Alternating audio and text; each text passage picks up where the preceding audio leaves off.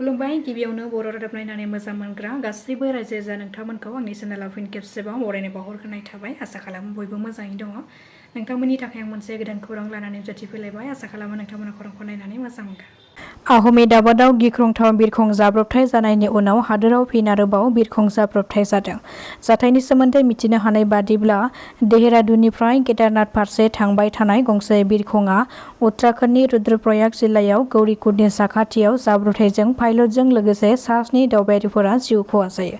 सुलुंनिफ्राय मिथिनो हानाय बादिब्ला बे बिरखंआ गिबियाव गोमानानै दंमोन। बेनि उनाव गोबां नागिरनायनि उनाव उत्तराखन्डनि रुद्रप्रयाग जिल्लायाव गौरीकुंडनि साखाथियाव जाब्रबथाय जानायखौ नुनो मोनो।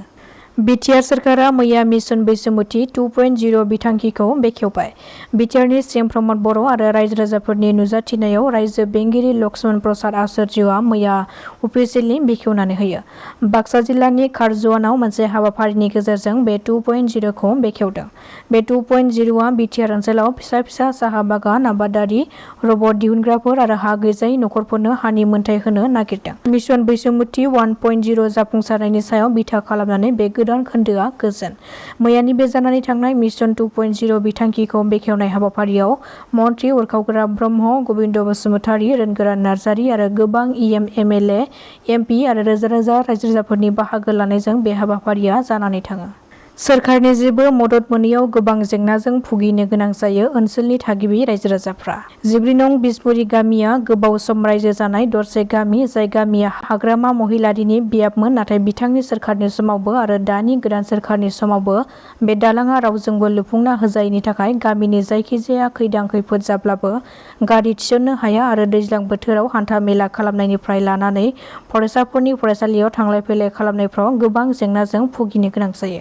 बेखायनो बे ओनसोलनि रायजो राजाफ्रा फैबाय थानाय बिटिसि बिसायख'थियाव जाय सोरखारा जोंनो गामिनि दालांखौ लुफुंनानै होयो बेनोसो जोंनि गामिया भटखौ होगोन होननानै खौरां बिजोंनि गेजेरजों फोरमायथिदों। गुवाहाटी बशिष्ठ पुलिसनि जेआव नांदों सानै सिखावा।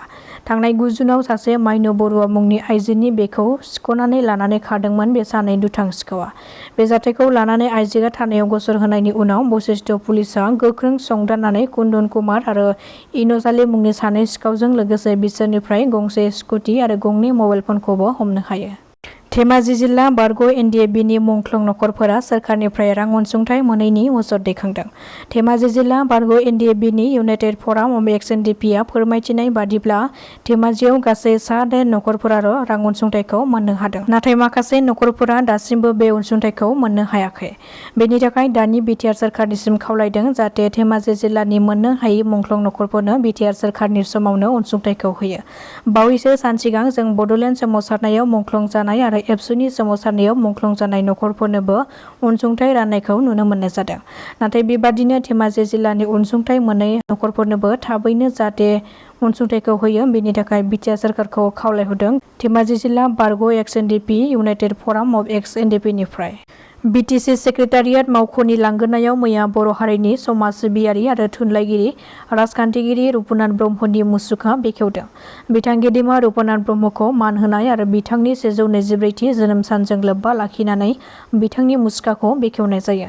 बिटिआरनि सिएम प्रमद बर'जों लोगोसे ड सुरत नार्जारिया बेखेवनानै होयो रुपनाथ ब्रह्मनि मुसुखाखौ।